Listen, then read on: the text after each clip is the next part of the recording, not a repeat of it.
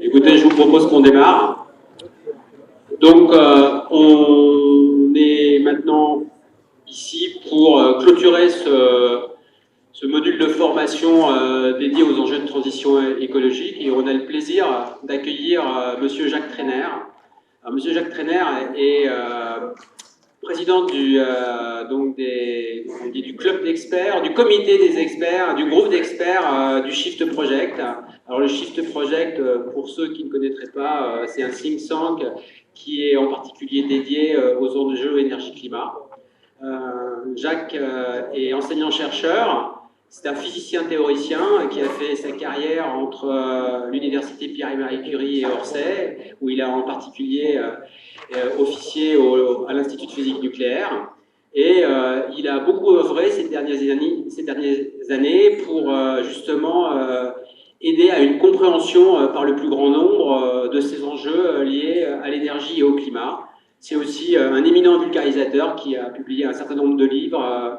Je vous recommande en particulier deux de ses ouvrages que j'aime beaucoup. C'est Un peu de source ne peut pas faire du mal, c'est ça, hein, faire que du bien même. Et donc maintenant je lui laisse la parole en lui remerciant très chaudement de sa participation et de cette lecture.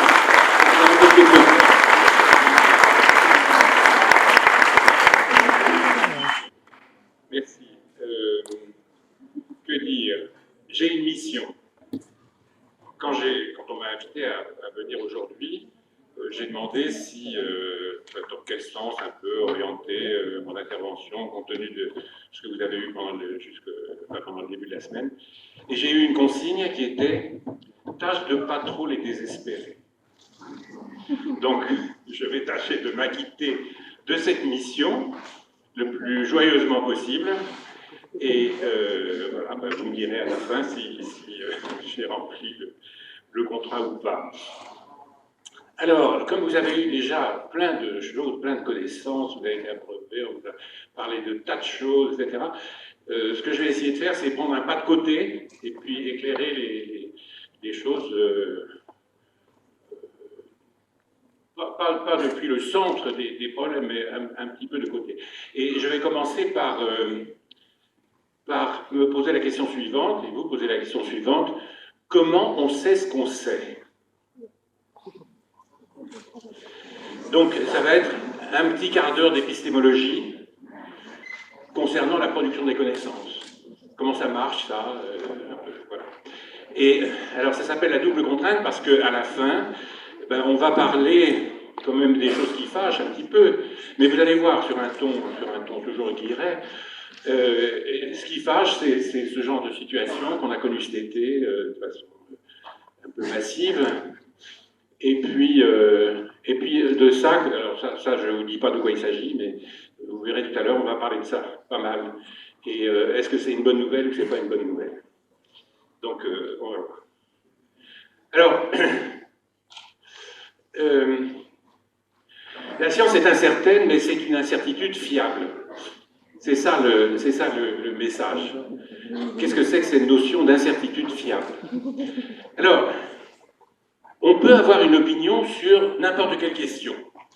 Il suffit d'aller au bistrot du coin, le plus proche, et vous verrez qu'il y a des gens, pour peu qu'ils restent un peu plus qu'un quart d'heure au bistrot, ils ont des opinions sur n'importe quoi. Et c'est tout à fait légitime. C'est ce qu'on appelle la liberté d'opinion. On peut avoir une opinion sur ce qu'on veut, et l'opinion, ça va être ce qu'on veut. Mais en science, ça ne se passe pas comme ça exactement.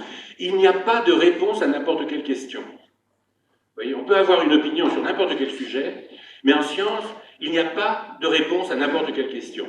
En science, il y a les choses qu'on connaît bien,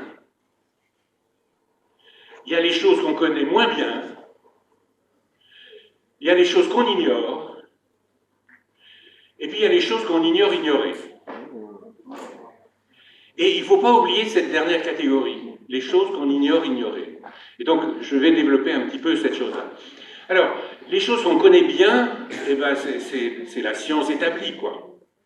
Voilà, ce qui fait consensus, qui a pu connaître des aléas, des percées fulgurantes, des retraites, voilà, le chemin de la science, c'est pas une grande avenue qui va tout droit depuis l'ignorance à la connaissance. Ça ne marche pas comme ça, du tout.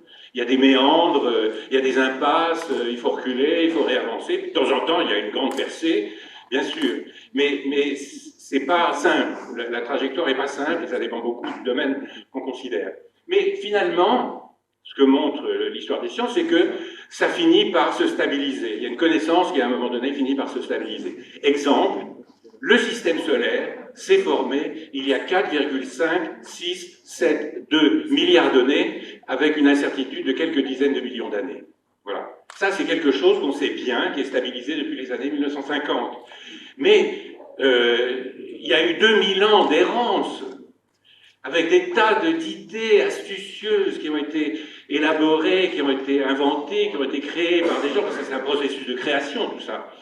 Et puis finalement, il y avait plein d'impasses.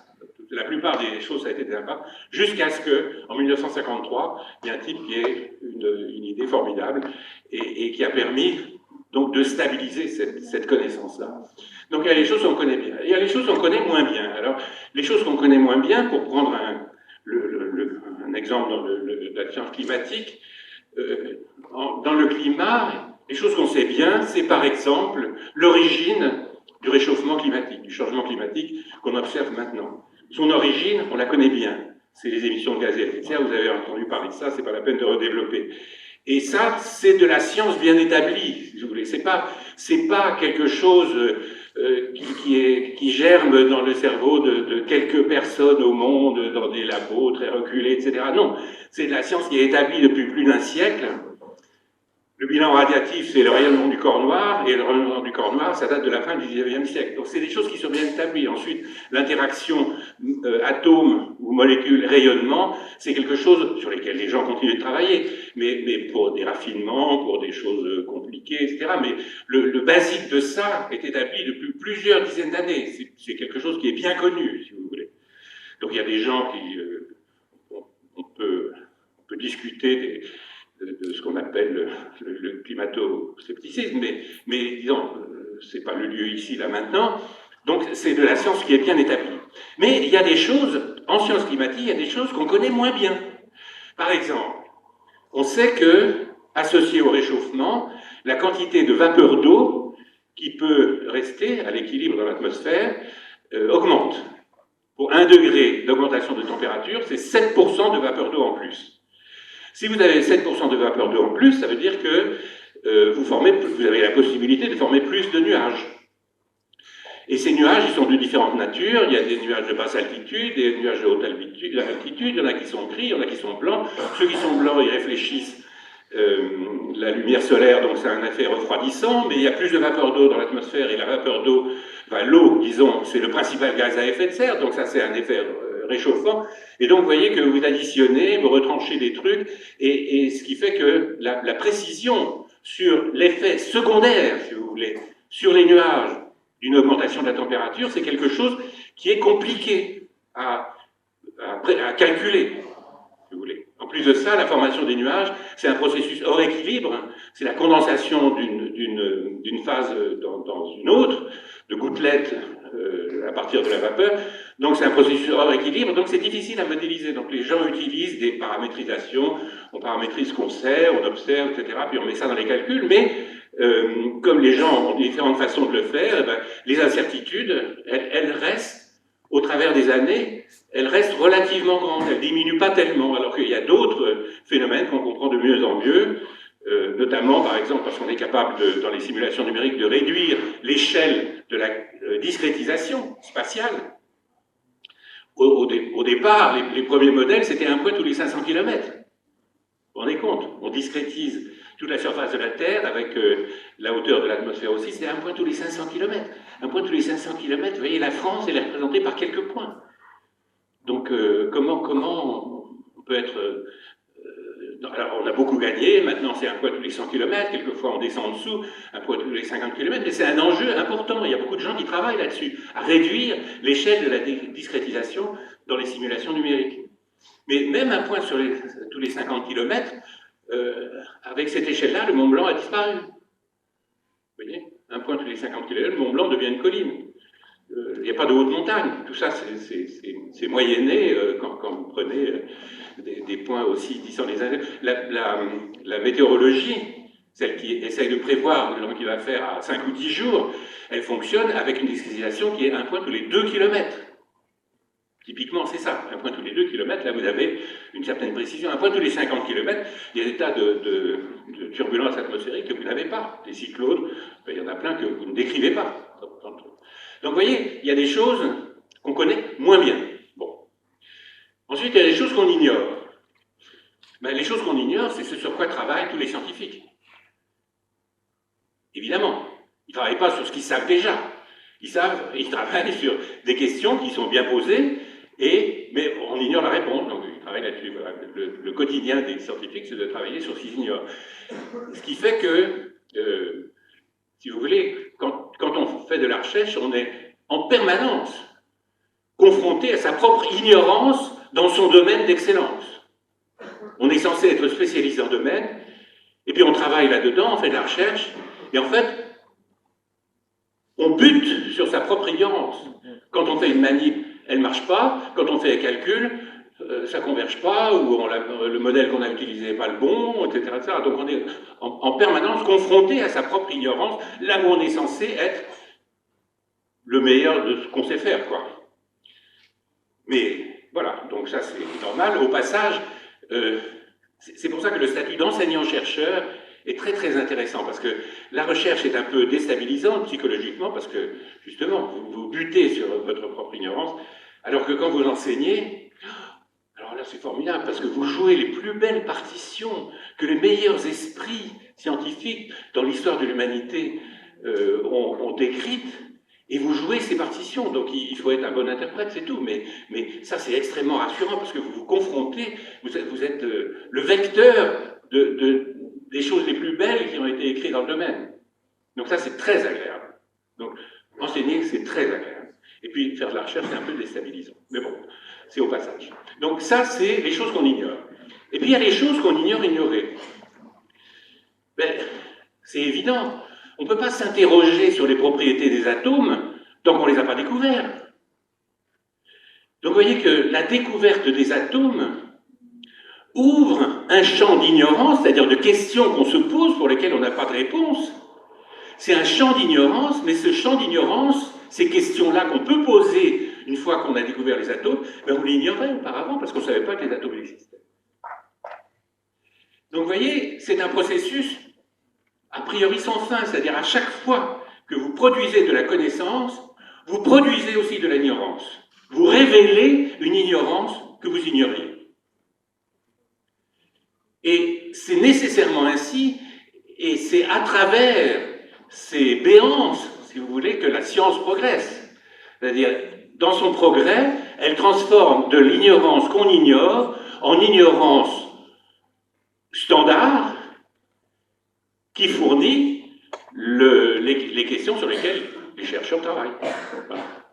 On a découvert les atomes, ben on se met à travailler en physique atomique. On a découvert le noyau, et ben on se met à travailler sur la physique du noyau. Et il ne faut jamais oublier ça, qu'on produit de la connaissance, et en même temps, on produit de l'ignorance, mais c'est une ignorance qu'on ignorait auparavant. Je vais vous donner un exemple tout à l'heure de ça, dans la science climatique, et concernant ce qui s'est passé cet été, les problèmes de canicule, etc. Alors, ça veut dire que dans la science, il y a de l'incertain, et c'est d'ailleurs pour déplacer cet incertain que la science progresse. Alors sur le climat, donc ça c'est bien connu, la rétroaction c'est moins bien connu, et l'été 22, alors je ne sais pas si vous vous êtes rendu compte, mais quand on voyait les bulletins météo cet été, les bulletins météo ils sont assez trompeurs, parce qu'ils montrent que la moitié, disons, ils ne montrent qu'une projection 2D des mouvements atmosphériques. C'est à 2 dimensions, le bulletin météo. On voit des zones rouges, des zones bleues, et puis ils dessinent des flèches pour dire où vont les vents, mais la verticalité, ce qui se passe en vertical, on ne le voit pas. Mais si vous n'avez pas les mouvements verticaux, vous n'avez pas de mouvements horizontaux non plus. C'est un système à 3 dimensions. Et donc, en fait, tel qu'il se présente, le bulletin de météo ne peut pas vous donner l'explication de ce qui se passe. Je reproche rien, c'est compliqué, on va pas montrer des trucs à 3 dimensions, ça serait compliqué pour les gens. Mais il faut bien se rendre compte que c'est incompréhensible. Un bulletin météo, c'est incompréhensible. On vous dit, il y a une tache rouge ici, une tache bleue là, puis demain ça va être comme ci, comme ça, etc. Mais pourquoi ça va être comme ci, comme ça? Ben, vous ne le voyez pas au bulletin météo. D'accord? Donc il faut s'interroger là-dessus. Il faut se dire, mais qu'est-ce qui se passe? Qu'est-ce qu'on ne me montre pas? Pas parce qu'on vous le cache, mais simplement parce que c'est difficile à montrer, donc on ne montre pas. La vulgarisation ne va pas jusque-là, mais voilà, il faut s'interroger. Alors, vers le milieu du mois d'août, moi j'ai cherché, donc j'ai demandé autour de moi, je connais quelques gens qui font de la climato, etc., etc., et j'ai demandé, mais qu'est-ce qui se passe? Comment ça se fait qu'il y a cette... Ah oui, alors, ce qui se passait, ce qu'on voyait dans les projections à 8 dimensions, c'est qu'on voyait que le réchauffement auquel on avait droit n'était pas local.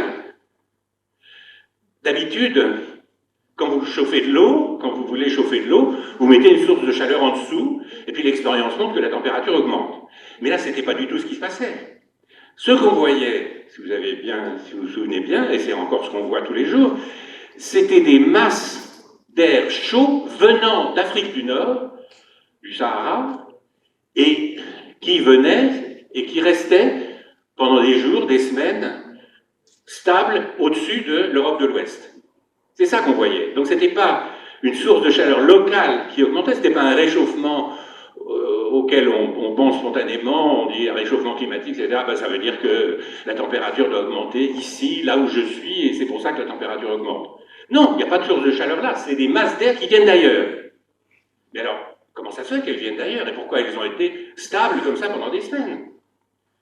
Donc, j'ai demandé autour de moi, je n'ai pas trouvé de réponse, jusqu'à ce que quelqu'un me dise « Ah, il y a un papier dans la revue Nature qui est sorti et qui a l'air de répondre à la question. » Et ce papier, effectivement, alors il ne répond pas vraiment à la question, mais il adresse la question, comme on dit en franglais, « address the question », et en gros, c'était ça. C'est un dédoublement du jet stream qui sépare la circulation circumpolaire et la cellule de Ferrel. C'est vachement bien, hein? Bon, alors, qu'est-ce que c'est ça? Alors, je vais vous dire un tout petit peu, je vais vous le décrire un tout petit peu, parce que ça illustre un peu ce qu'on ignore ignorer. Vous voyez, alors il faut dire quelques mots sur ça. Alors, il faut dire quelques mots sur la circulation atmosphérique à grande échelle. En fait, à grande échelle, voilà ce qui se passe. Les mouvements principaux quand on va depuis l'équateur jusqu'au pôle. Vous avez 3 cellules convectives, donc l'air qui monte et puis qui redescend. Alors à l'équateur, il fait plus chaud qu'ailleurs, donc l'air se dilate et il monte par poussée d'Archimède. Donc vous avez une première montée comme ça, l'air se refroidit au fur et à mesure, parce qu'il subit une détente adiabatique. Parce que la montée est rapide, et il n'y a pas le temps d'avoir des échanges de chaleur entre la bulle qui monte et l'air avoisinant.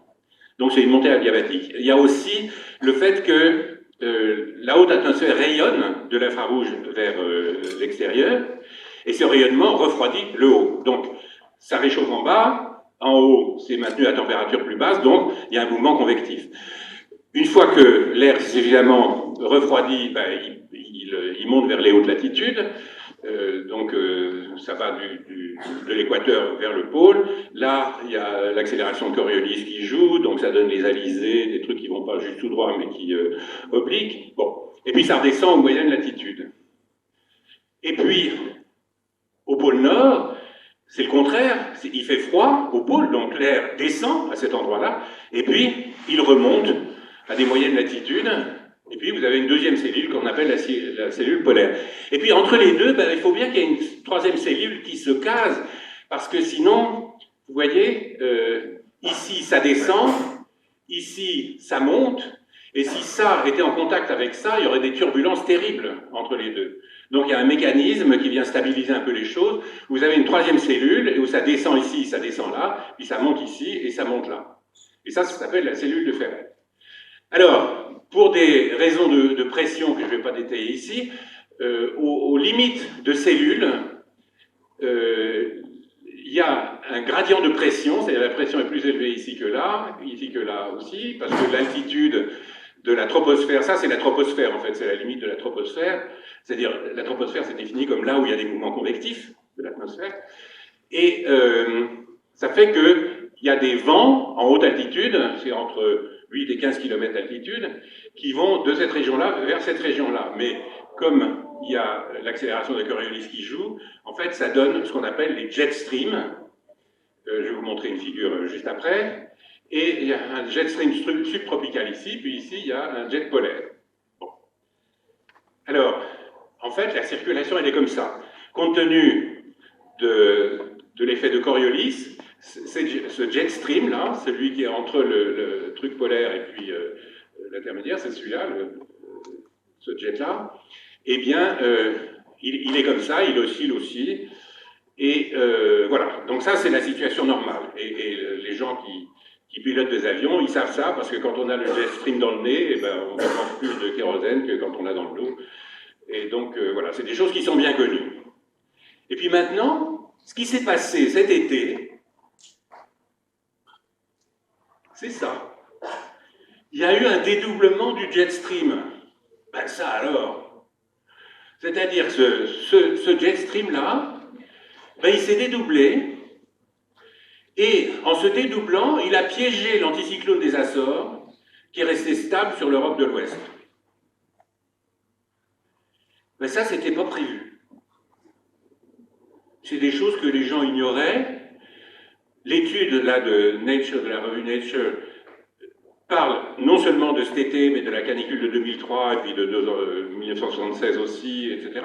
Et il semble avoir une corrélation n'est pas causalité, mais corrélation, entre le dédoublement du jet stream et des événements particulièrement chauds en Europe de l'Ouest. Donc voilà, on sait des tas de trucs sur le climat et les causes du réchauffement climatique, mais ça, c'est quelque chose qui apparaît comme un domaine de recherche un peu nouveau, et d'ailleurs, les gens ne savent pas exactement comment ça fonctionne. Parce que le piégeage de l'anticyclone, c'est un effet au niveau du sol. On a eu des canicules au niveau du sol, alors que le jet stream et son dédoublement, c'est entre 8 et 15 km d'altitude. Donc comment tout ça, ça fonctionne? Comment ça s'organise? Est-ce que les simulations numériques du climat à grande échelle, que font les équipes de modélisateurs qui publient ensuite leurs études dans le GIEC, est-ce qu'ils prévoient ces trucs-là? C'est pas sûr. En tout cas, pour avoir discuté avec deux spécialistes, un français et un néerlandais, de ces questions-là, ben, les gens ils disaient ben, on travaille là-dessus. On travaille. Donc voilà, vous voyez, cette catégorisation, les choses qu'on connaît bien, les choses qu'on connaît moins bien, et les choses qu'on ignore et les choses qu'on ignore ignorées, c'est en permanence. Si vous voulez, quand vous avez un domaine de recherche, quel qu'il soit, vous avez ça. Ça se passe comme ça. Les études s'appuient sur ce qu'on sait, ce qui a été bien stabilisé, etc., dans les dizaines d'années et les siècles passés. Et puis il y a des choses, voilà, et ces diverses catégories, elles sont là, elles sont présentes et elles coexistent en permanence. Et c'est très agréable que ce soit ça, parce que ça veut dire qu'on a du travail à faire et qu'il y a des choses à découvrir. Et découvrir quelque chose, c'est un pied extraordinaire. C'est une joie que vous avez sans doute éprouvé déjà en résolvant un problème qu'on vous avait soumis. Mais là, il ne s'agit pas de résoudre le problème pour avoir une bonne note. Il s'agit de comprendre un des mécanismes de la nature. Quand vous avez compris, c'est une joie dont il ne faut pas se priver. Il faut la rechercher. Vous êtes scientifique, vous avez cette dimension-là, mais quand on fait de l'art ou de la littérature, c'est pareil. Si vous voulez comprendre, toujours comprendre, c'est recréer le monde par la pensée. C'est-à-dire se fabriquer des images mentales, et ces images mentales, les maths nous servent aussi dans les sciences de la nature pour les constituer. Il y a des équations, il y a des machins, etc. Et donc, ça permet de se faire une représentation mentale du petit bout de nature auquel on s'intéresse, qui fonctionne dans notre cerveau comme ce morceau de nature dans la réalité. Quand vous avez une adéquation en cette représentation mentale et le comportement empirique que vous avez, c'est un pied que vous ne pouvez pas imaginer. C'est extraordinaire. Mais si, d'ailleurs, vous pouvez l'imaginer, parce que... Mais il faut le rechercher. Dans vos études, recherchez ces moments-là. Recherchez-les.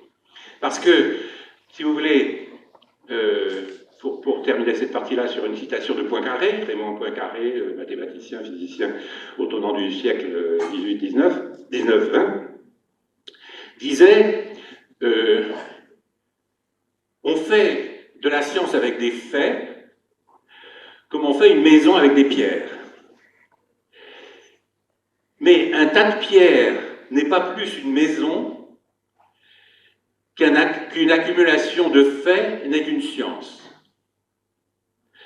Souvent, on oppose les faits et les valeurs. On dit les faits, ça c'est du domaine de la science. Les valeurs, il y a du choix. Hein, il y a différentes civilisations qui ont différents systèmes de valeurs, etc. Et donc, il y a du choix. En science, non, c'est des faits, il n'y a pas le choix. C'est comme ça, le monde, il est comme ça, tac, c'est des faits. Bon. Mais la part scientifique de notre cerveau n'est pas un maniaque qui collectionne des faits. C'est un maniaque, mais qui collectionne des explications. La maison tient debout parce qu'il y a un plan. Une accumulation de faits tient debout parce qu'il y a une théorie explicative qui les relie et qui les font tenir debout. Vous voyez? C'est ça. Et les théories explicatives, les bonnes théories, si vous voulez, eh bien, on peut les caractériser rapidement. Elles ont trois caractéristiques essentielles.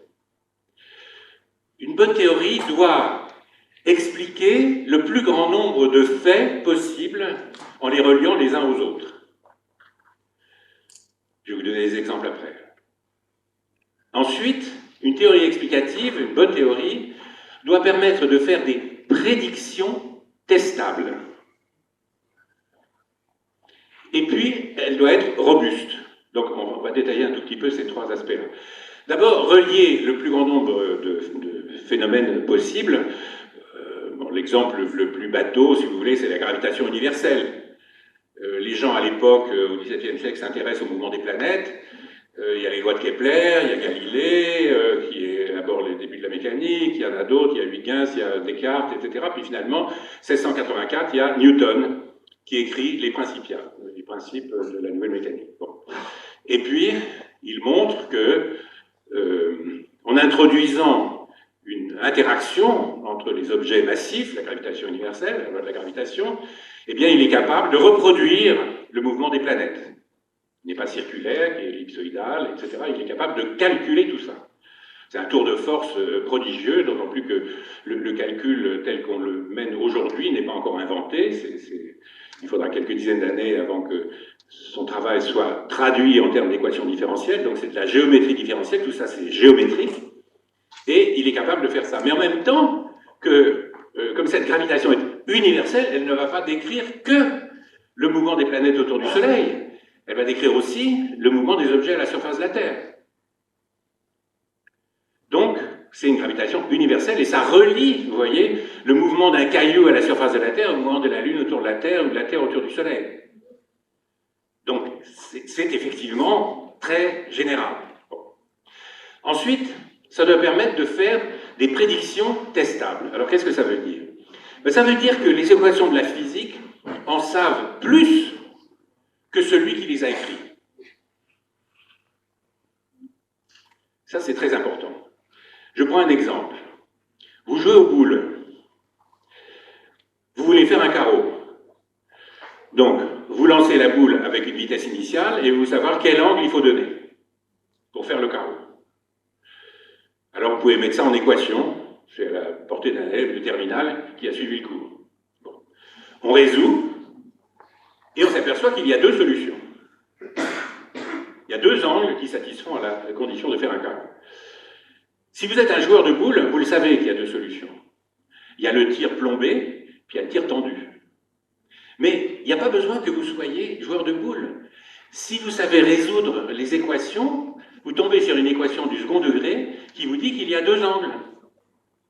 Même si vous ne le savez pas, vous pouvez écrire l'équation, Vous ne savez pas combien il y a de solutions? Eh bien, l'équation, elle le sait. Elle vous dit, mon petit coco, il y a 2 solutions. Tu peux tirer comme ci ou tu peux tirer comme ça. Vous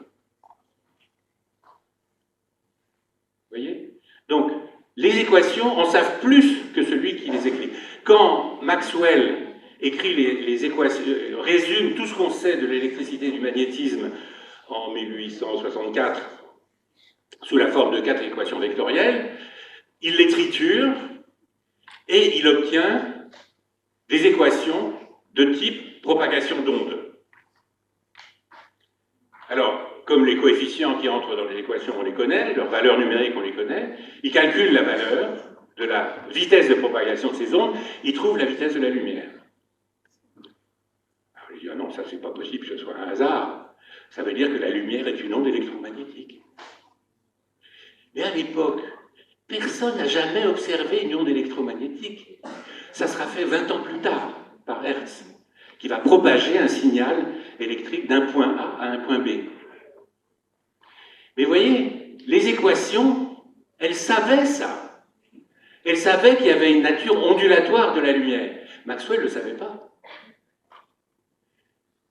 C'est extraordinaire. Vous voyez, la formalisation des choses, la formalisation des situations, il y a des cadeaux derrière. On reçoit des cadeaux.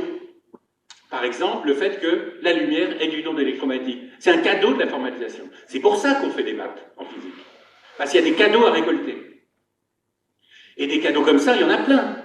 L'antimatière est sortie d'abord d'une équation que Paul Dirac écrivait pour décrire le comportement quantique des électrons. Ben, il a trouvé comme solution une particule qui avait la même masse que l'électron, mais qui avait la charge opposée. On lui a demandé, alors il a juste obtenu ça, il a écrit ça. Et puis, 3-4 ans plus tard, on a découvert la particule qui correspondait à la solution de l'équation, c'est le positron. C'est la même masse que l'électron, c'est une charge opposée. Lui avait pensé à un moment que son équation décrivait aussi le proton, c'est-à-dire mais qui a une masse 1836 fois plus grande que celle de l'électron. Donc ça ne collait pas. Et on lui a demandé, au moment où on a découvert l'antimatière, donc l'antimatière, le positron, c'est l'anti-électron. On lui a demandé, mais pourquoi vous n'avez pas suggéré qu'une nouvelle particule devait exister qui correspondait à votre équation? Et il a répondu ce truc extraordinaire, par lâcheté. Je n'ai pas osé. C'est extraordinaire. Il a la solution sous le papier, il y a le positron qui lui saute à la figure. C'est trop. Il y a des tas d'exemples de ça. Des tas. Je vais arrêter là-dessus, mais il y a des tas d'exemples. Donc, une bonne théorie doit être capable de faire ça. Elle est capable de faire ça. De suggérer des situations nouvelles où il y a des phénomènes nouveaux, non encore connus, mais testables. On doit pouvoir faire la manip. Et toutes les bonnes théories, elles ont ça. Elles ont ça. Elles ont cette capacité de faire. Et en fait, c'est un petit peu normal, si vous voulez. Si une théorie ne faisait que décrire ce qu'on connaît, ça serait juste une description, ça ne serait pas une théorie très profonde. Mais décrire, on s'en fout de décrire ce qu'on... Oui, bon, il faut bien, parce qu'il faut vérifier que la théorie tient debout. Mais là où c'est excitant, c'est quand on s'aperçoit que cette équation-là, que quelqu'un a écrite, elle en sait plus que lui. C'est vraiment extraordinaire. Le dernier point, c'est qu'une théorie doit être robuste. Qu'est-ce que ça veut dire robuste? Ben, si vous écrivez une histoire, une nouvelle, un roman, etc., et ce que je vais dire n'est en rien une critique de la littérature, mais si vous n'êtes pas content d'un épisode ou de quelque chose, il ferme la porte, il s'en va. Ah ben non, tiens, c'est plus intéressant qu'il reste un peu parce qu'il y a quelqu'un d'autre qui va arriver et ça fera une scène intéressante à décrire. Bon, et ben vous pouvez le faire, il n'y a pas beaucoup de contraintes.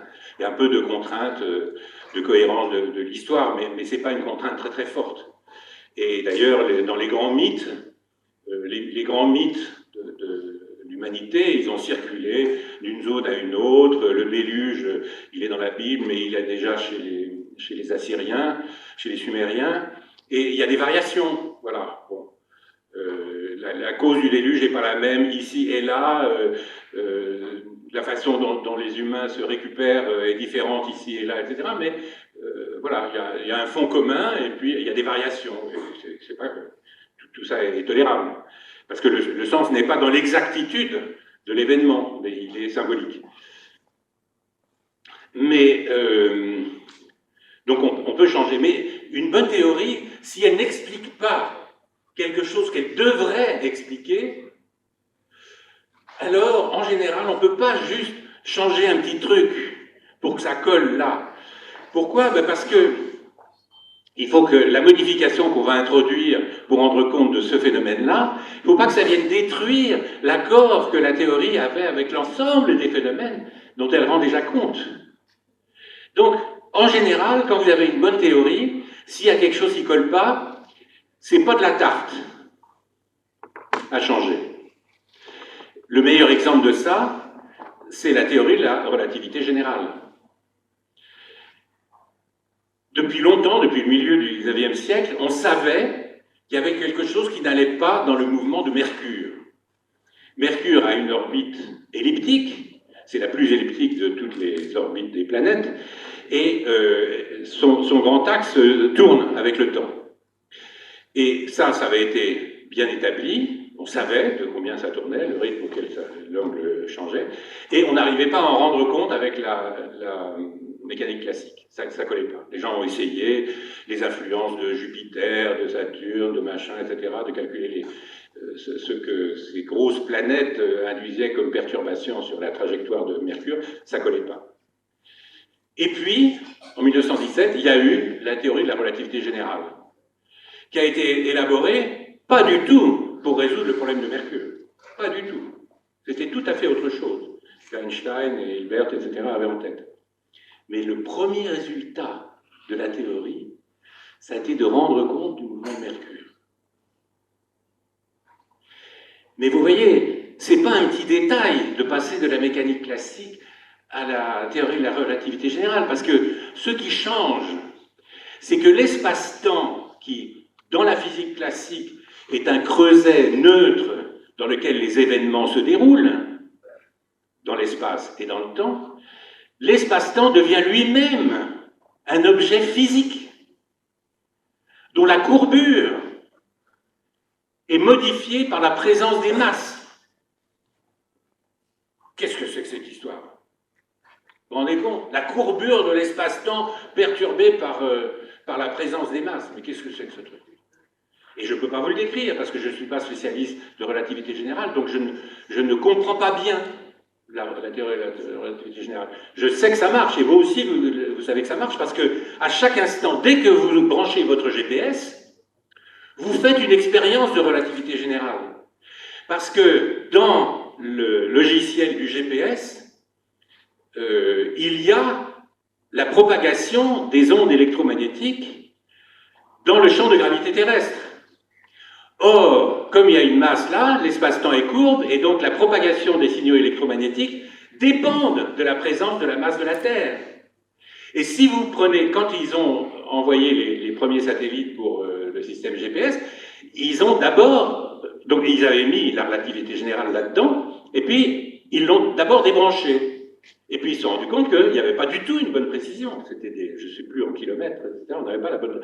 Ils ont rebranché la théorie de la relativité générale, et maintenant on a des précisions de l'ordre du mètre sur votre position. Donc, à chaque fois que vous faites fonctionner un GPS, vous faites une expérience de relativité générale qui marche. Vous ne savez pas, mais vous faites une expérience de relativité générale. Et si vous êtes seul dans votre voiture, regardez à côté de vous, il y a Einstein qui est là avec un petit sourire. Donc, vous voyez, quand on change de théorie, ça ne veut pas dire que tout s'effondre et qu'on abandonne les théories qu'on avait avant et qu'on change et que maintenant on va faire autre chose, etc. Ce n'est pas exactement ce qui se passe. On continue de construire des voitures, des bateaux, des avions avec la physique classique. Pas pour les instruments de bord, parce que là, on a besoin non seulement de la relativité générale, mais on a besoin de tout l'attirail de la mécanique quantique. Dès que vous avez une diode quelque part, un truc qui s'allume, etc., vous avez de la mécanique quantique. Tout ça, c'est là-dedans. Mais simplement, on sait ce qu'on peut traiter avec la mécanique classique, et là où on peut aller trop loin, jusqu'où on peut aller trop loin, et là, il faudra faire intervenir la mécanique quantique, la relativité générale, etc. Donc, on n'abandonne pas les vieilles théories, sauf quand elles sont vraiment fausses, mais quand on a de bonnes théories, eh bien, ce que permet le progrès, ou quand il y a une crise, quand il y a des choses qui coincent, ça permet non pas d'abandonner la théorie, mais de préciser son domaine de validité. C'est-à-dire, pour cette classe de phénomènes, c'est bon, on peut continuer avec ça, mais pour telle classe de phénomènes, quand on approche, quand on va à grande vitesse, quand on approche la vitesse de la lumière, eh ben, on sait qu'il va falloir changer et tenir compte des effets relativistes. Vous voyez ? Donc, les bonnes théories, c'est ça. Ça doit expliquer un grand nombre de phénomènes, ça doit permettre de faire des prédictions testables, expérimentalement, et puis ça doit être robuste.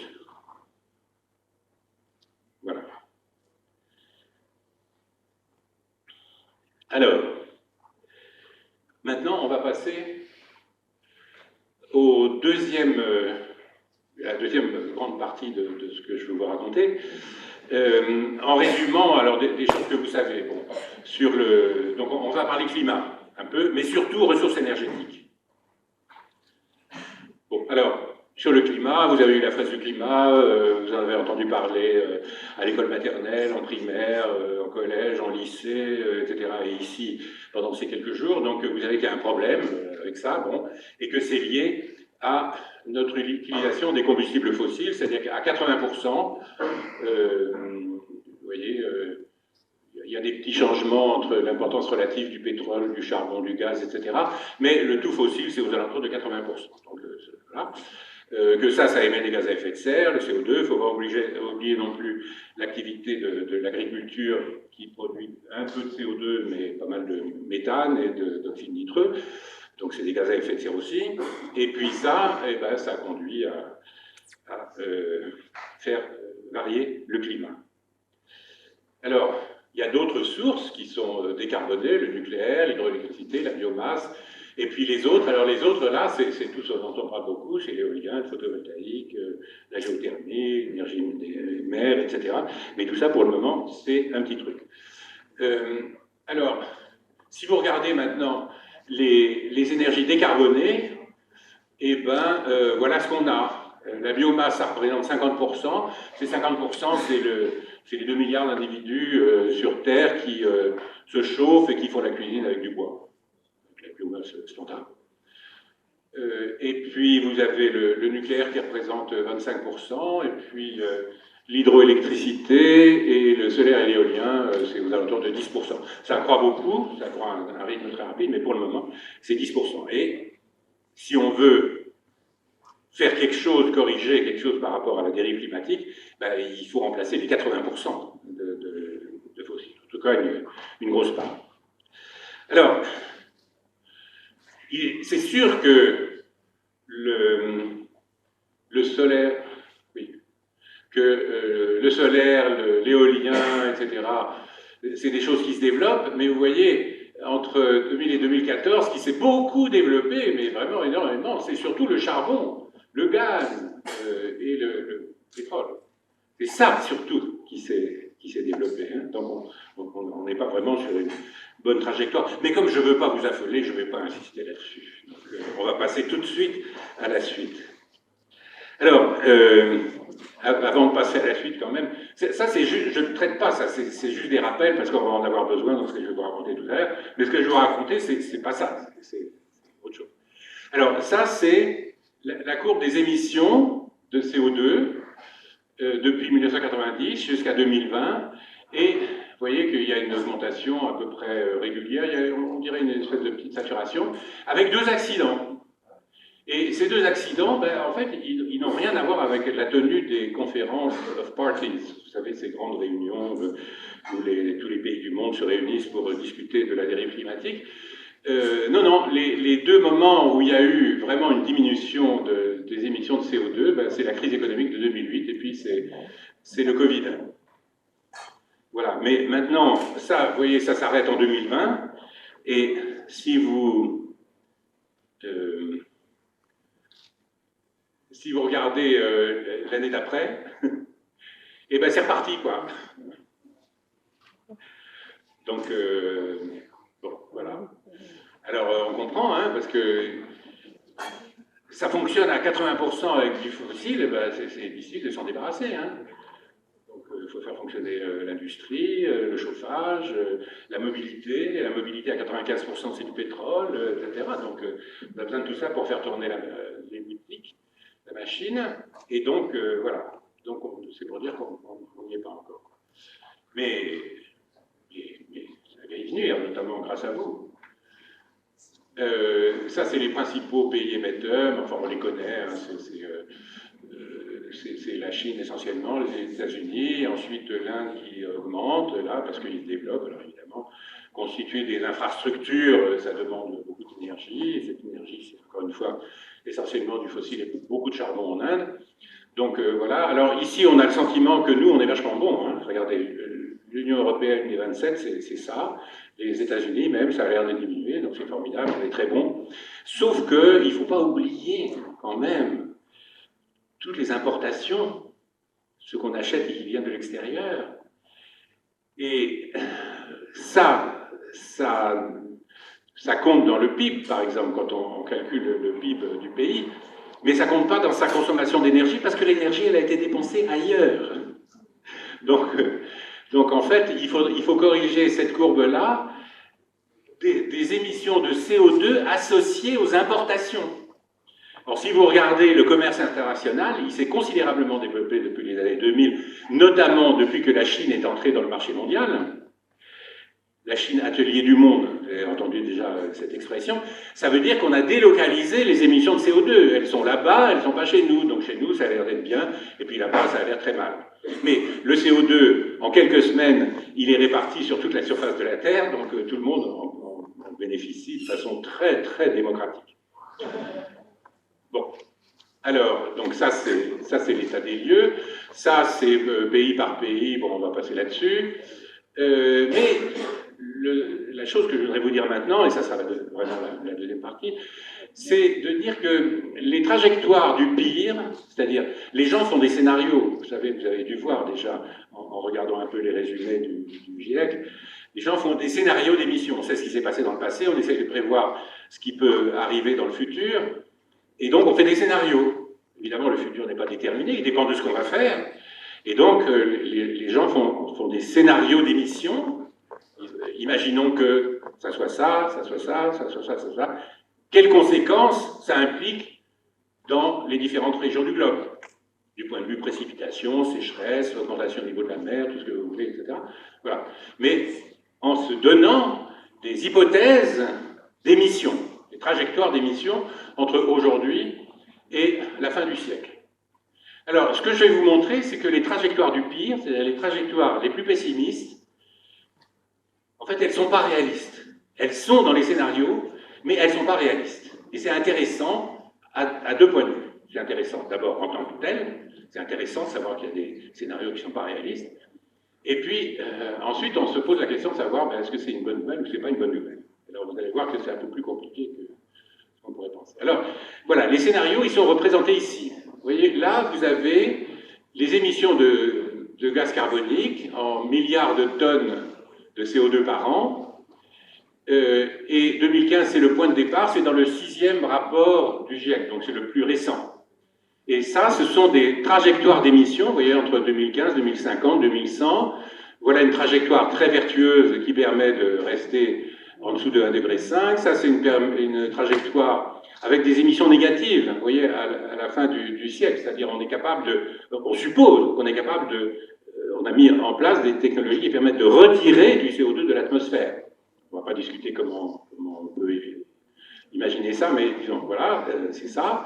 Et ensuite, vous avez une trajectoire intermédiaire, et puis vous avez deux trajectoires où les émissions augmentent en permanence, et continuent d'augmenter en 2100.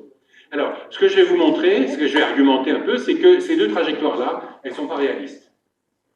C'est-à-dire, elles n'auront pas lieu.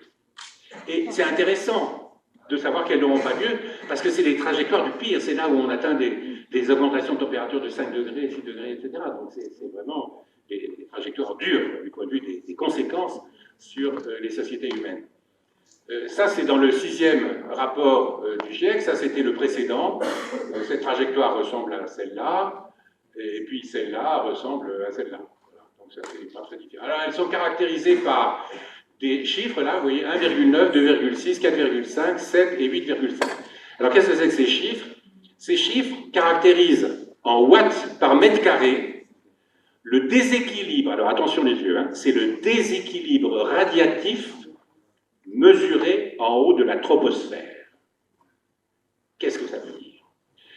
Quand on augmente la quantité de gaz à effet de serre, on introduit un déséquilibre entre l'énergie qui entre, venant du Soleil, et l'énergie qui sort. C'est parce qu'il y a un déséquilibre qui est introduit que l'ensemble de la surface se réchauffe. Parce que le système, et on comprend pourquoi, ça c'est la théorie de l'effet de serre, reçoit plus d'énergie qu'il n'en émet, donc il y a un déséquilibre, et ce déséquilibre induit un réchauffement. Alors ce déséquilibre, on l'exprime en watts par mètre carré, c'est une énergie, c'est une puissance, disons, par unité de surface, et on la mesure en haut de la troposphère, comme ça tout le monde fait la même chose. Et ça veut dire donc, c'est des watts par mètre carré, voilà. Donc ça, c'est des trajectoires d'émissions, et si vous lisez les résumés du GIEC, vous allez voir que, associé à chaque trajectoire, il y a des conséquences qui sont calculées. Ça, ce sont des conditions aux limites que se donnent tous les modélisateurs du climat. Il y a une quarantaine d'équipes au monde qui font des modélisations de l'évolution du climat, qui n'ont pas tous les mêmes résultats parce que les approximations qui sont faites ne sont pas nécessairement exactement les mêmes. Je vous ai dit qu'il y a des choses qu'on sait mal décrire théoriquement, donc on utilise des paramétrisations de ce qu'on mesure. Les gens ont des méthodes différentes pour faire ça, etc. Donc il y a des résultats un peu différents. Mais, et c'est pour ça d'ailleurs qu'il y a des incertitudes là, sur les trajectoires. Ça ne correspond pas à des incertitudes mesurées, ça correspond à des incertitudes de modèles. C'est la variété des résultats donnés par les différents modèles qui se donnent tous, par exemple pour cette trajectoire, ou pour celle-là, eh bien, un déséquilibre radiatif de 8,5 watts par mètre carré en haut de la troposphère. Ok? Bon. Alors, comment on peut essayer d'évaluer la possibilité d'émettre autant de gaz carbonique? Parce que c'est ça que ça veut dire. Ça, c'est des émissions de gaz carbonique. Donc, c'est des émissions annuelles. Vous voyez, chaque point, ça correspond à l'année. On a émis tant, l'année d'après, on a émis tant, etc. Et donc, si vous calculez l'intégrale sous la courbe, vous avez les émissions totales entre 2015 et 2100. D'accord? Ça, c'est les courbes par an. Quand vous intégrez sur le temps, vous avez les émissions totales. Donc, les émissions totales, ici, c'est du gaz carbonique, donc l'origine, c'est le pétrole, le charbon et le gaz. Et donc, on va aller regarder ce qu'il y a dans le sol, en pétrole, en charbon et en gaz. Alors, là, il faut frapper à la porte du géologue, parce que c'est leur boulot de savoir ce qu'il y a dans le sol. Et puis, on demande, il y a combien de charbon dans le sol, dans la croûte terrestre? Exploitable. Je sais combien il y en a beaucoup, mais exploitable à des coûts économiques. Il y a combien de pétrole, il y a combien de gaz, etc. Et ça, c'est des données qui ne sont pas faciles à obtenir. Parce que un pays qui exploite du pétrole, il n'a pas envie de dire qu'il lui en reste plus beaucoup. Parce que s'il dit qu'il n'en reste plus beaucoup, il ne va pas avoir d'investisseurs qui vont venir mettre des sous dans ces installations. Donc les États, ils n'aiment pas. C'est une donnée géopolitique, si vous voulez, de savoir combien il y a de pétrole dans le sol pour un pays. Le charbon, c'est pareil, le gaz, c'est pareil. Le charbon, il y en a plus, donc c'est moins un problème. Mais pour le pétrole et le gaz, c'est un problème. C'est une donnée géopolitique. Et donc il faut pas aller voir les États. On peut aller voir les États. D'ailleurs, c'est ce que font les organismes officiels. Ils demandent à tel État, t'as combien de pétrole dans le sol? On additionne, etc. Puis on fait la somme, et puis on a les réserves mondiales. Mais on peut avoir aussi un point de vue plus critique. Et pour avoir un point de vue critique, il faut ne plus être engagé dans les intérêts particuliers de tel ou tel État. Donc, en gros, il faut être un géologue à la retraite. faut aller voir un géologue à la retraite, parce que lui, il a plus de billes directement dans le truc, et donc, il va avoir tendance à vous raconter un petit peu comment tout ça se fait, et où est-ce qu'il y a des biais, etc., etc. Donc, on peut faire ça. Mais on peut aussi simplement prendre les déclarations des États. C'est-à-dire, on regarde, et ça c'est publié tous les ans. Il y a BP, British Petroleum, qui publie un World Energy Outlook, avant que ce soit l'AIE. Enfin, il y a l'Agence internationale de l'énergie aussi qui publie tous les ans les réserves, État par État, la consommation, etc. Toutes les données, elles sont là, elles sont déclaratives de la part des États, mais on les a. Et donc, ce que j'ai fait, c'est prendre ça, de prendre les données telles qu'elles se présentent par les États, qui ont plutôt tendance à exagérer ce qu'ils ont. Alors, donc imaginez que vous ayez la quantité qu'il y a dans le sol. Vous voulez avoir un modèle de ce qu'on peut en faire au cours du siècle.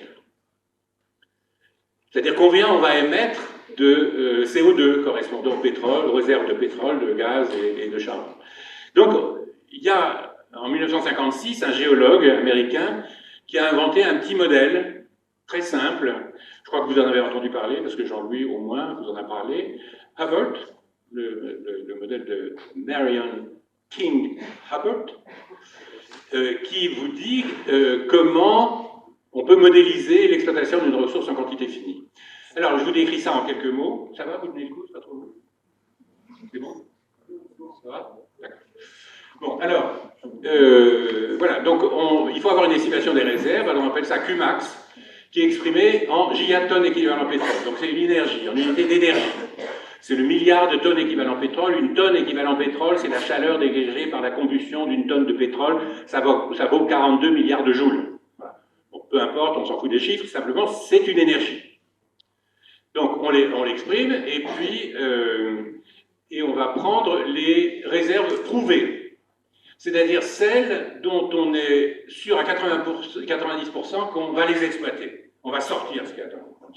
Et puis, il y a les réserves probables et les réserves possibles. Je ne vais pas en tenir compte, je vais me limiter simplement aux réserves prouvées. Et donc, voilà. Donc, ensuite, ça, c'est les réserves. Ensuite, il y a ce qu'on a extrait, la quantité cumulée extraite jusqu'à aujourd'hui, où on fait le calcul. J'appelle ça Q. Et puis, il y a ce qu'on extrait chaque année. Là aussi, en unité d'énergie par an. Donc c'est un débit d'énergie, c'est une puissance, si vous voulez, c'est homogène à une puissance. Une énergie par an.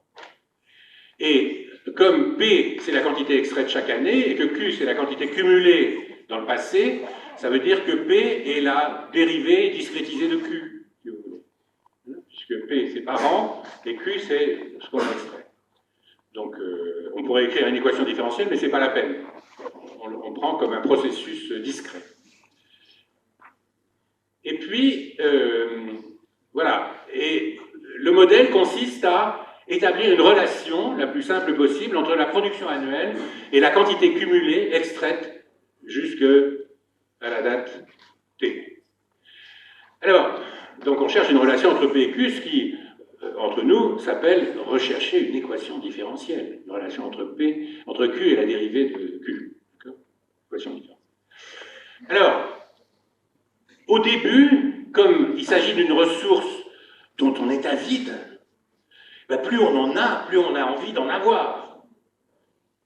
D'accord ? En plus de ça, on développe des ressources énergétiques qui permettent de construire plus de machines, de forer plus, de transporter, de voir plus de gens qui travaillent là-dessus, etc. Donc, on suppose qu'au début, là, pardon, B est proportionnel à Q. Ce qui revient à une évolution exponentielle, puisque le taux de croissance est proportionnel à ce que j'ai déjà. Quand le taux de croissance est proportionnel à ce que j'ai déjà, c'est une croissance exponentielle. Mais évidemment, ça ne peut pas durer comme ça tout le temps, parce que c'est une ressource qui est épuisable. Donc il y a un moment, ça va s'arrêter quand j'ai tout extrait. Eh bien, la façon la plus simple de dire que quand Q tend vers Q, quand Q est égal à Qmax, le rapport des deux est égal à 1, donc quand Q tend vers Qmax, ce truc-là tend vers 1. Et bien, si je multiplie ce qui se passe aux petites valeurs de Q par 1 moins Q sur Q max, vous voyez que je tiens les choses aux deux bouts. Quand Q est petit devant Q max, eh bien j'ai P proportionnel à Q, et quand Q tend vers Q max, ben cette parenthèse-là tend vers 0, donc P tend vers 0. Donc j'ai bien un modèle ultra simple qui me décrit bien ce que je veux décrire, au moins au début et à la fin. Et donc, ce qu'on va faire, ben, on va discrétiser, c'est-à-dire jusqu'à l'année n, on a extrait Q de n, et on écrit que P de n plus 1, ce que j'extrais à l'année n plus 1, c'est, j'utilise la formule, donc c'est TQ de n, 1 moins Q de n sur Q max, et puis Q à l'année n plus 1, ce que j'ai extrait à l'année n plus 1, c'est ce que j'avais extrait jusqu'à l'année n, plus ce que j'extrais à l'année n plus 1, donc voilà. Et donc vous voyez que connaissant Qn et Pn, eh bien je peux calculer Pn plus 1 et Qn plus 1, donc je peux itérer la récurrence, et puis calculer toute la courbe en fonction du temps. Alors voilà ce que ça donne. Ça donne ça. Alors, c'est là que ça devient crucial de comprendre un peu de quoi il s'agit. Là, vous avez les données empiriques concernant la consommation de pétrole, la consommation de gaz en bleu et la consommation de charbon en noir. Et puis la courbe rouge, c'est la somme des trois. Et donc, vous voyez que on a un pic de production et que pour le pétrole, on y est déjà. Pic de production du pétrole, on y est. Alors, c'est pas à quelques années près, hein, mais bon. Le gaz, c'est pour le futur, mais pas trop lointain. Et puis, pour le charbon, alors il y a une courbe un peu particulière, parce que vous voyez, il y a un pic qui est là, et puis il y a un deuxième pic qui est plus étalé, et plus dans le futur. Alors pourquoi? Parce que j'ai considéré que la Chine avait une dynamique propre dans la consommation du charbon, parce qu'elle joue le rôle d'atelier du monde. Donc, elle y va fort, quoi. Et puis le charbon, c'est un produit qui circule mal. On ne peut pas le mettre dans des pipelines, il circule mal. Donc, sauf s'il est au bord de la mer, mais il faut l'amener au bord de la mer, après le mettre dans les bateaux, etc., etc. Donc, ça se consomme sur place. Et, autrement dit, j'ai superposé une courbe pour la Chine avec une courbe pour le reste du monde. Et ça donne ça. Et ça donne que la Chine a un pic de son charbon aux alentours de 2030. Je pense que les Chinois le savent, que ça n'est pas un secret, ils savent. Et c'est pas pour rien qu'ils viennent d'annoncer, il y a quelques semaines, au début de l'été, qu'ils allaient construire 150 réacteurs nucléaires chez eux. Il y en a 450 en tout au monde, ça va être 30% de plus, et c'est les Chinois qui font ça. Et évidemment, ils ont besoin. Et alors, ils ne développent pas que ça, hein. Ils développent l'éolien, le solaire, vous savez que tous les panneaux solaires, ils viennent de Chine, etc., etc. Mais ils ont besoin aussi de puissance contrôlable, si vous voulez, qu'on peut ajuster à sa demande et qui fonctionne même quand le soleil ne brille pas. Donc ça, il n'y a pas 36 000 sources qui produisent de l'électricité décarbonée à la demande, c'est le nucléaire. Donc, le pic du charbon qui est ici et qui va concerner le monde entier, puisqu'ils produisent beaucoup et qu'on leur achète beaucoup, eh ben, il est aussi par là. Et la somme des trois, ça fait ça. Bon. Alors, une fois que vous avez la somme des trois, donc c'est l'ensemble des combustibles fossiles à votre disposition, compte tenu des valeurs que j'ai prises, hein, qui sont 900 gigatètres pour le charbon, 400 gigatètres pour le pétrole, 300 gigatètres pour le gaz, on sait chaque tonne équivalent pétrole de chacun de ces trucs, on sait combien ça émet de CO2. Par exemple, le charbon, c'est 4,1 tonnes de CO2 par TEP, le pétrole 3,1 tonnes par TEP, et le gaz, c'est 2,4 tonnes par TEP. Quand les gens disent « c'est vachement mieux de faire du gaz que de faire du charbon », c'est vrai, vous voyez, c'est parce que ici, par unité d'énergie, on émet 2,4, le charbon, c'est 4,1. Donc c'est mieux de faire du gaz que du charbon. Bon. Donc, une fois que vous avez ça, eh bien, vous pouvez convertir ces réserves de combustibles fossiles en émissions de carbone. Évidemment, il suffit de faire la multiplication, et ça donne ça, pour les émissions de CO2. Alors, vous voyez que ça, ça pique aux alentours de 45 milliards de tonnes équivalent pétrole par an, pas équivalent pétrole, milliards de tonnes de CO2 par an. Et ça, c'est le cas de la Chine. Bon. Et maintenant, si vous mettez cette courbe, si vous la superposez sur la courbe que je vous ai montrée initialement, dans laquelle il y avait les scénarios, les différents scénarios considérés par les équipes de modélisateurs du GIEC. Vous vous souvenez, ça c'était la trajectoire 1,5, ça c'est la trajectoire 2, ça c'est les autres trajectoires, et ça c'est les trajectoires du pire. Et là, on est là, compte tenu des réserves de combustibles fossiles. Donc vous voyez que ce que dit ce modèle, et cette façon de traiter les données, c'est qu'il n'y a pas de quoi, dans le sol, produire autant de CO2. Donc les trajectoires du pire, de ce point de vue-là, elles ne sont pas réalistes. C'est vachement bien, ça. Ça veut dire qu'on ne peut pas émettre autant de CO2 que ça. On va être limité simplement par les quantités qu'il y a dans le sol. Donc, c'est une bonne nouvelle. Bon, alors, dernier paragraphe. Oui, c'est une bonne nouvelle, mais regardons un peu les choses de plus près quand même. Parce que, qu'est-ce que ça signifie, cette courbe-là qu'on a vue? Ben, ça signifie que dans la dernière moitié du siècle, les réserves de combustibles fossiles vont être décroissantes, alors que les sociétés vont être avides toujours d'énergie. La Chine, l'Afrique, dont on prévoit que sa population va augmenter d'un facteur 3, l'Inde, qui doit passer devant la Chine du point de vue population aussi. Donc, ils vont vouloir se développer, et pour se développer, il faut de l'énergie. Il n'y a pas de développement sans énergie. Qu'est-ce que ça veut dire? Ça veut dire qu'il va y avoir des tensions sur le marché mondial des ressources fossiles, indépendamment de toute politique climatique. Ça veut dire qu'il faut s'attendre à des tensions sur le marché mondial des combustibles fossiles. Et donc il y a ce côté positif qu'on ne va pas pouvoir émettre tant de CO2 que dans les scénarios du pire, mais en même temps, on n'aura pas le choix du rythme auquel il va falloir sortir des combustibles fossiles.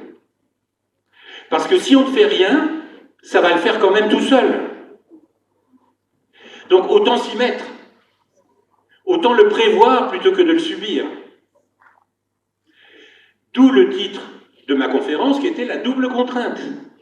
Vous avez une contrainte climat qui vous dit « Attention mon petit, il ne faut pas émettre trop de gaz à effet de serre dans l'atmosphère » et vous avez la contrainte ressources qui vous dit « Attention mon petit, il vaut mieux prévoir ton coût parce que sinon tu vas subir des restrictions d'approvisionnement énergétique qui vont être embêtantes parce que, réfléchissez, aujourd'hui, tous les panneaux solaires, toutes les éoliennes, toutes les centrales nucléaires sont construites avec des combustibles fossiles, puisque les combustibles fossiles, c'est 80% de la consommation d'énergie. Donc tout ça, c'est fait avec des fossiles, ce sont des sources décarbonées qui sont fabriquées avec des sources carbonées. Et si vous avez moins de sources carbonées, vous avez moins d'énergie pour construire tous ces équipements et moins d'énergie pour vous adapter aux conséquences du réchauffement climatique déjà en cours. Parce qu'il faut de l'énergie pour ça.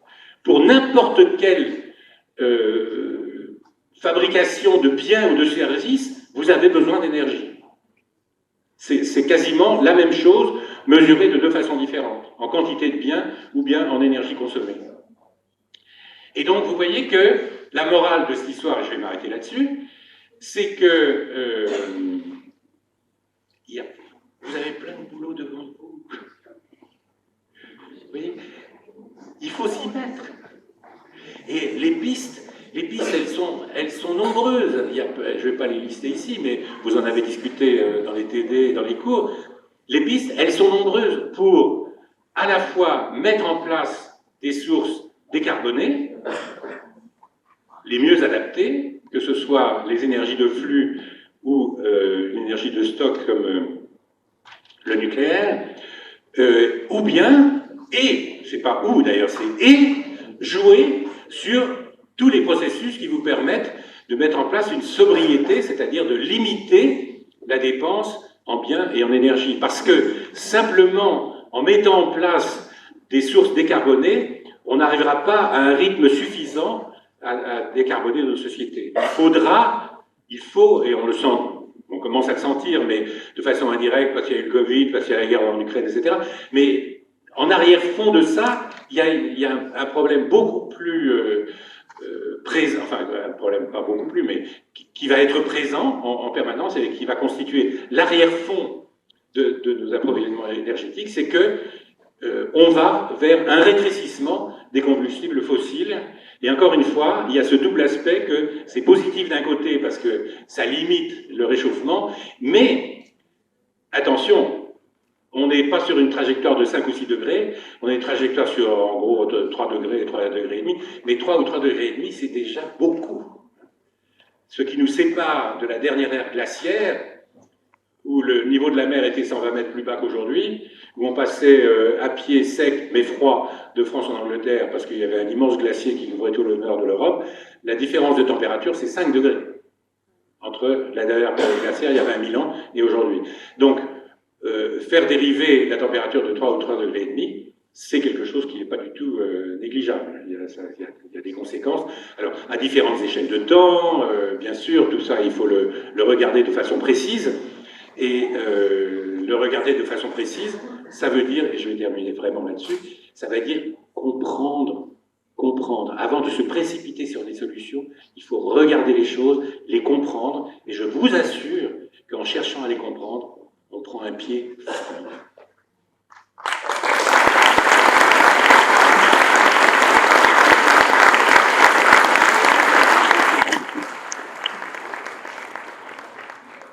Merci beaucoup, Jacques, pour la conférence, qui pour le coup est clairement porteuse d'espoir. Et donc, est-ce que vous avez des questions? Ah, une question, bravo. On va même pouvoir bien t'entendre.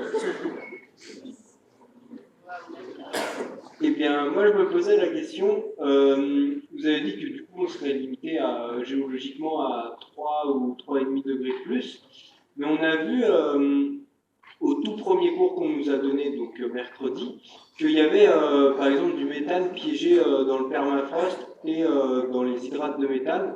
Et je voulais savoir si vos explications, elles tenaient compte de ces boucles de rétroaction et si ça ne pouvait pas être éventuellement pire que 3 degrés ou 3,5. Voilà. Merci, hein, t'as bien écouté. Hein.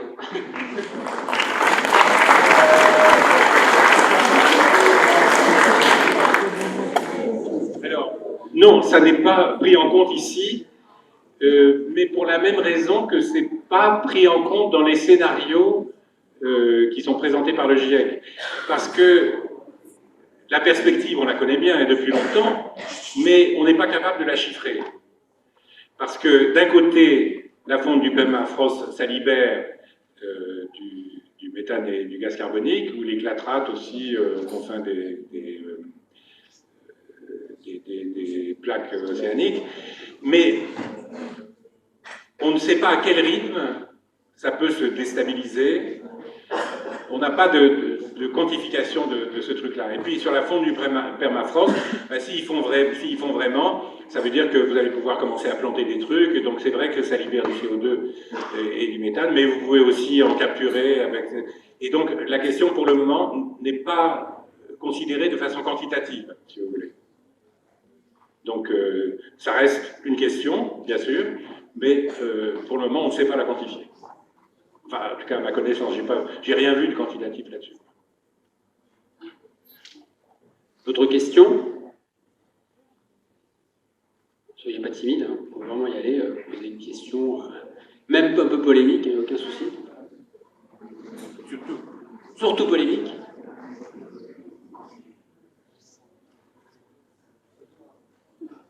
Ah, une autre question. Pourquoi le GIEC a fait des prédictions pessimistes si elles sont apparemment pas réalisables?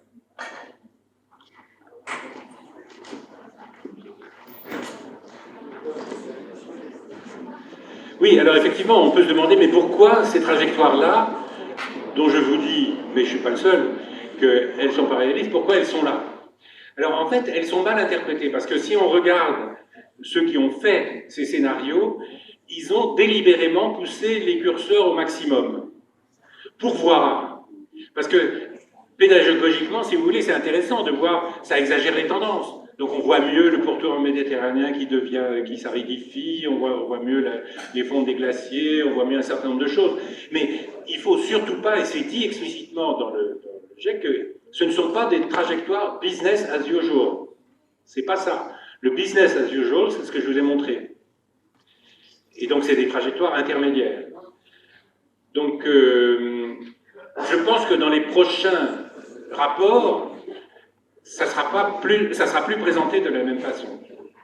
Il y aura moins ces trajectoires, où on insistera sur le fait que, voilà, elles sont là pour exagérer les tendances, etc., mais que je sais pas. Mais en tout cas, c'est dit explicitement par les gens qui l'ont fait. C'est pas business as usual. Or, c'est lu comme ça. C'est lu comme ça, notamment par les journalistes dès qu'il y a un rapport qui sort. On prend la trajectoire la plus extrême. Il y a même une équipe de Français qui avait, il y a quelques mois, été les premiers à faire les premières simulations numériques pour le dernier rapport, là, le 6e rapport. Et ce qu'on voyait dans les journaux, c'était, voilà, les dernières simulations montrent qu'on peut avoir une augmentation de température de 7 degrés. Absurde. C'était prendre, parmi tout l'éventail des scénarios et des prédictions qui sont faites, ou des prévisions, c'est pas des prédictions, c'est de prendre le plus extrême et de dire, voilà, c'est 7 degrés. Non! C'est 3, c'est 4, c'est déjà suffisant, c'est déjà beaucoup. Et raisonnons avec ça.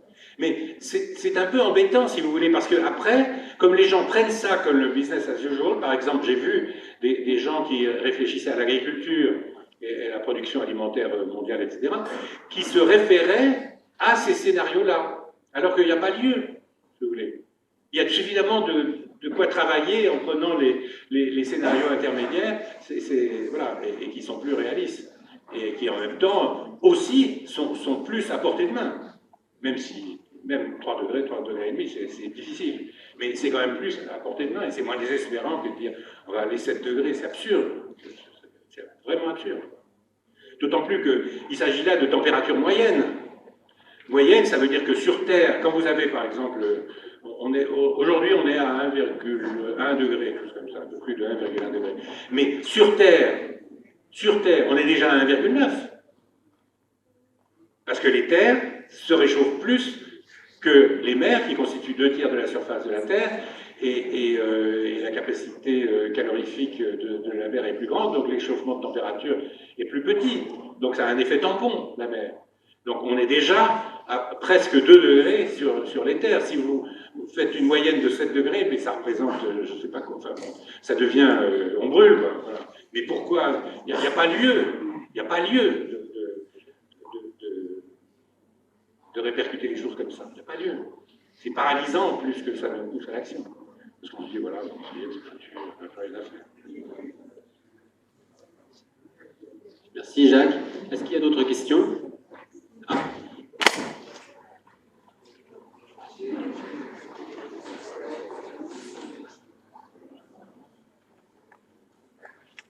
J'avais une question par rapport au nucléaire. On a vu que la Chine allait construire plus de centrales nucléaires par rapport au charbon, puisque son stock il s'est écoulé. En fait, le nucléaire il se base sur la ressource de l'uranium, mais l'uranium c'est une ressource comme une autre. Est-ce qu'on a des données par rapport au reste de l'uranium? Oui, c'est une vraie question.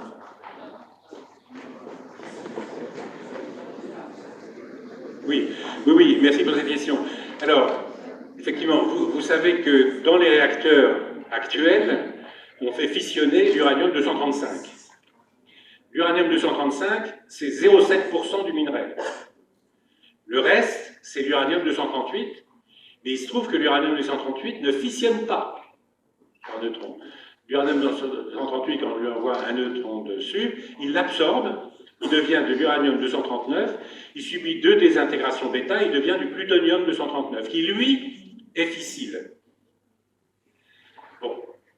Mais Aujourd'hui, le plutonium, on s'en sert un peu dans le MOX, le mélange d'oxyde, etc., qui constitue en France une forme d'utilisation du plutonium, mais l'essentiel, c'est quand même de l'uranium-235. Donc on peut se poser la question, il y en a pour combien de temps de l'uranium-235, donc avec la technologie actuelle? Et c'est, comme pour le reste, c'est quelques dizaines d'années, etc., au taux d'utilisation actuelle. Mais ça ne permet pas d'avoir un développement conséquent, si on voulait, de la filière uranium 235. Mais il y a, depuis plusieurs décennies déjà, une autre piste pour une autre technologie de nucléaire qui utilise tout l'uranium, c'est-à-dire le 238. Et ça, c'est ce qu'on appelle les réacteurs de génération 4. Ce sont des générateurs dits à neutrons rapides, c'est-à-dire on n'a pas besoin de ralentir les neutrons pour les faire fissionner des noyaux d'uranium-235. On peut utiliser tout le spectre de neutrons qui sort des fissions elles-mêmes, et donc on génère du plutonium et on fait fissionner le plutonium. Ce sont des réacteurs à neutrons rapides. Et là, on utilise l'ensemble du minerai. Et donc, on multiplie la réserve d'uranium, si on fait ça, par le rapport de la concentration 99,3 à 0,7, donc c'est quelque chose comme 140. Donc là où on avait pour quelques dizaines d'années, il y en a pour des milliers d'années. Donc si on passe, mais c'est une autre technologie, si on passe au réacteur à neutrons rapide, on n'a plus de problème de combustible d'uranium. Voilà. La France était en avance là-dessus, ça s'appelle Phénix, ça s'est appelé Super Phénix, ça a été arrêté en 2000 pour des raisons qui ne sont pas de bonnes raisons, à mon avis. Là, il y avait un projet de réacteur à neutrons rapides qui s'appelle Astrid, qui était prévu à l'étude par le CEA. Il a été décidé de l'arrêter pour le moment. Je pense que ce n'est pas non plus une bonne idée, mais bon, ça se discute. Mais en tout cas, pour la réponse à votre question, c'est ça. Si on décide, ce qui n'est pas du tout évident, de vraiment utiliser la fission comme une source importante d'énergie décarbonée, pas l'unique, je ne joue pas du tout le nucléaire contre les renouvelables ou contre les énergies de flux, pas du tout, hein, c'est pas tout ça mon problème. Mais si on décidait de l'utiliser, et par exemple, c'est le choix qu'a fait la France là, récemment, puisque il a été annoncé que on relancerait la filière nucléaire avec 6 EPR dans un premier temps, puis 8 dans un deuxième temps, etc., et qu'on relançait tout ça, à l'échelle française en tout cas. Mais si on raisonne à l'échelle mondiale, alors il faut passer au réacteur à neutrons rapides, génération 4.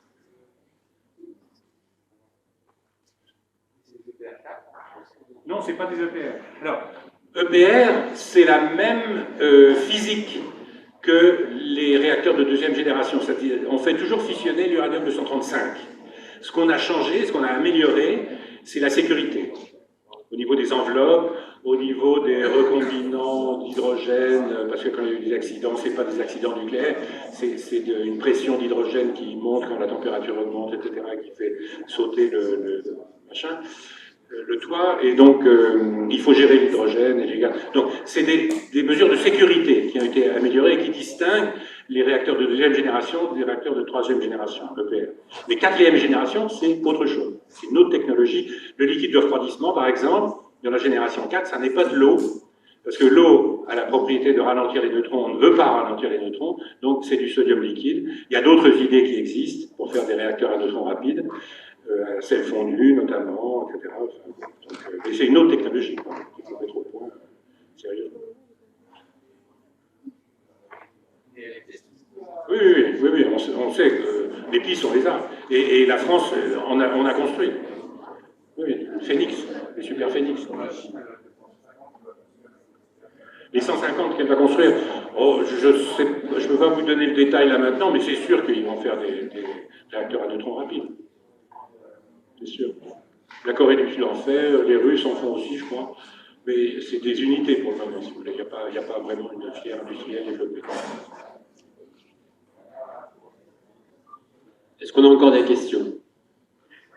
Ah, encore une question, très bien.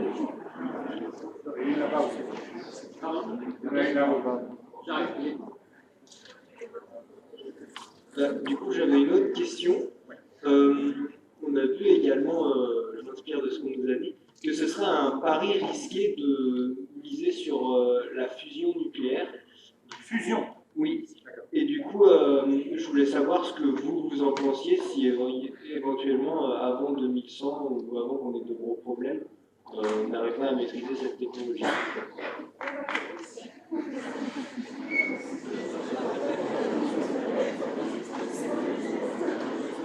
Merci. Alors, ça me rappelle de vieux souvenirs parce qu'au moment où se discutait la localisation de ITER, c'est-à-dire vers les années 2005, avec deux autres collègues et même Georges Charpak, on s'est exprimé sur cette question dans les journaux, bon, dans Le Monde et dans l'IB. Et donc, on exprimait nos doutes. C'est-à-dire, ITER, bon, vous savez, ce projet qui est en train de se construire à Cadarache, ITER est présenté comme un réacteur. Ça n'est pas un réacteur, c'est une machine de physique fondamentale. Il s'agit de contrôler la dynamique d'un plasma à 150 millions de degrés. Il est turbulent. La turbulence, elle n'est pas invariante d'échelle, donc il faut regarder ça à tous les niveaux d'énergie, etc. Alors, il y a 4 problèmes à résoudre. Et ITER n'en considère que 1 pour le moment. Il y a contrôler la turbulence du plasma, régénérer le tritium, qui entre dans la réaction de fusion. Ça se fait par une réaction nucléaire dans la paroi de l'enceinte où on fait circuler du lithium liquide. Dans le cas avec les neutrons, on récupère le tritium et puis on le réinjecte. Donc ça, c'est le deuxième problème. Le troisième problème, c'est la tenue des matériaux. Parce que quand un deutérium fusionne avec un tritium, il fabrique un alpha, ça, il n'y a pas de problème, mais il fabrique aussi un neutron. Il y a un neutron qui sort, et ce neutron est extrêmement énergétique. Il a 14 MeV pour les spécialistes, c'est beaucoup. Et il va plein pot sur la paroi parce que c'est une particule neutre, donc il n'est pas confiné par le champ magnétique. Et là, il déclenche des réactions nucléaires dans les noyaux d'acier qui sont là. Et donc, ça produit des alphas qui migrent dans une paroi à quelques centaines de degrés, qui forment des bulles, et ça dégrade les propriétés mécaniques de l'acier. Donc, on ne veut pas, dans une paroi qui doit assurer le vide, avoir un milieu qui devient poreux. Donc, c'est un problème à soi seul, ça, la tenue des matériaux. C'est tellement un problème qu'il y a une machine qui doit être construite pour ça, IFMIF. Bon, ça c'est le troisième problème. Le quatrième problème, c'est la récupération de l'énergie. Comment on récupère l'énergie? Les réactions de fusion dans le Soleil, il n'y a pas de problème, il n'y a rien à faire, ça arrive sous forme de rayonnement électromagnétique. Là, l'énergie, elle est contenue dans le neutron. Et c'est pas de la tarte d'essayer de récupérer l'énergie du neutron sans casser la paroi. Donc vous avez 4 problèmes, dont aucun n'est un problème subalterne, si vous voulez. Et donc, on n'est pas dans l'échelle de temps d'une filière qui permettrait de décarboner nos sociétés. Pas du tout. Dans le meilleur des cas, ce sera à la fin du siècle, mais on sait bien que les mesures qu'on discute là maintenant, c'est pour maintenant. Parce que le climat, dans 20 ans, il est déjà joué avec ce qu'on a mis dans le passé, et le climat de la fin du siècle, c'est ce qu'on fait aujourd'hui. Donc, la fusion, peut-être qu'on y arrivera, c'est pas sûr du tout, parce que cette question des matériaux, la tenue des matériaux au flux de neutrons, c'est un vrai problème. C'est pas un problème d'ingénieur, juste, c'est un problème de physique fondamentale. Et il y a une plaisanterie dans ce domaine-là qui court depuis longtemps, qui est de dire la fusion est la technologie pour demain, et ça sera toujours le cas. Merci Jacques. Il y avait une question.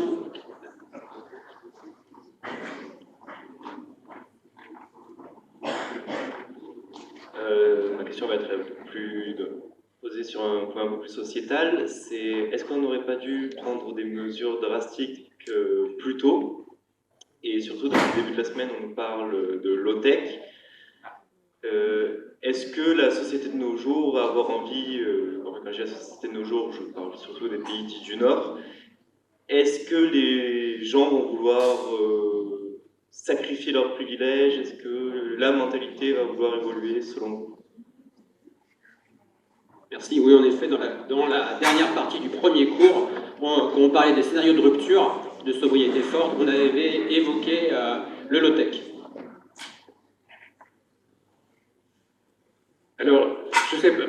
pas un fanat de l'expression low-tech. Je comprends sa valeur, comment dire, de provocation comme ça par rapport à high-tech, alors on dit low-tech, mais prenez un exemple. Les panneaux photovoltaïques, leur rendement de conversion, il est limité théoriquement à 27%. Pourquoi? Parce que le gap du silicium, il est adapté à un tiers du rayonnement solaire qui arrive. Donc il ne peut pas convertir d'autres longueurs d'onde que celle-là. Autrement dit, jusqu'à 27%, je crois que c'est ça le truc théorique, il peut y avoir une conversion en courant électrique, le reste ne fait que réchauffer le panneau. Alors, en principe, par la thermodynamique, on pourrait avoir de meilleurs rendements, on peut monter jusqu'à 80%. Mais pour ça, il faut que les semi-conducteurs qu'on met aient des gaps qui soient adaptés aux différentes longueurs d'onde qui composent le rayonnement solaire. Ça peut se faire par des multicouches. On fait des multicouches de semi-conducteurs. Alors, c'est pas du low-tech, c'est de la high-tech. Faire des multicouches, il faut qu'elles soient homogènes, etc. Et donc, vous avez la première couche qui va absorber une partie du rayonnement solaire, ensuite le reste traverse, il va à la couche d'après, qui absorbe, etc. Et vous pouvez augmenter. En labo, on arrive à dépasser 50% de rendement. Mais ça, c'est du high-tech. Alors, est-ce qu'il ne faut pas le faire sous prétexte que c'est du vraiment high-tech, quand on veut du low-tech? Je ne suis pas sûr. Donc, si vous voulez, ensuite, ce qu'on met sous le low-tech, j'achète complètement. C'est-à-dire que les trucs soient réparables, qu'on puisse... Il y a maintenant un indice de réparabilité qui existe pour des objets qui sont produits. Il y a des iPhones qui sont réparables. Je ne les connais pas dans le détail, mais je sais que ça existe. Le Fairphone, voilà, c'est un truc qui a un bon indice de réparabilité. Et ça c'est bon, évidemment, parce que ça va vers du recyclage, plutôt que de jeter, on répare, etc. Donc, il y a des choses comme ça. Et puis, il y a des tas de pistes pour la sobriété qui sont là, et qu'il faut travailler, y compris pour l'agriculture. L'agriculture, on n'en a pas parlé du tout, mais c'est un dossier énorme. L'agriculture, elle a ce site particulier qu'elle dépense peu d'énergie, et elle produit beaucoup de gaz à effet de serre. Pourquoi? Parce que les gaz à effet de serre ne proviennent pas de la combustion des énergies fossiles. C'est des émissions de méthane, c'est les émissions associées à la production des engrais, etc. Mais réfléchissez à cette question. C'est une piste énorme qui suppose que des jeunes, vous ou d'autres, décident de revenir. C'est-à-dire, il y a eu l'exode rural dans les 50 dernières années, ça a été, enfin, depuis la guerre, c'est en permanence la population qui dit si on veut revenir par rapport à ça, par rapport aux engrais ou aux pesticides, il faut mettre plus de main-d'œuvre à la campagne, c'est-à-dire convaincre des jeunes que c'est intéressant de vivre là, ce qui n'est pas absolument évident aujourd'hui compte tenu des conditions de vie des paysans. Mais prenez cette question des engrais. Les engrais, ils sont faits à partir de la synthèse de l'ammoniac. Bon. Donc il faut de l'hydrogène, et l'hydrogène, il est carboné aujourd'hui. On le fabrique en cassant des molécules de méthane, donc ça émet du CO2. Bon. Si vous ne voulez pas faire ça, eh bien, il faut revenir à des engrais, pour une part au moins, mais d'engrais naturels, c'est-à-dire d'engrais animaux, de déjection animale. Au lieu de laisser sortir ça en Bretagne, etc., il faut... Bon. Mais une fois qu'on a mécanisé l'agriculture, on a aménagé le territoire en fonction. Maintenant, il y a des territoires qui sont producteurs de céréales, des territoires où on fait de l'élevage, et si on ne mélange pas les deux, on n'a plus les engrais animaux. Donc, le territoire a été aménagé en fonction de ça. Il y a des zones où il y a le mélange, mais sans doute, moi je connais rien à l'agriculture, mais sans doute, il faudrait revenir par rapport à ces pratiques trop massivement développées et avoir un mélange culture-élevage plus développé qu'on ne l'a aujourd'hui et on a été en le réduisant en permanence. Donc il y a plein de pistes, si vous voulez, qui sont intéressantes et qui sont là, et voilà, il faut qu'il y ait de la force de travail intellectuelle qui réfléchisse à tout ça, quoi. Et ça peut être du high-tech, mais ça peut être bien quand même. dernière question? Non, pas de questions. Écoutez, je crois qu'on va remercier d'abord, justement, on va remercier notre orateur pour cette super conférence. Merci Jacques, merci beaucoup d'être venu.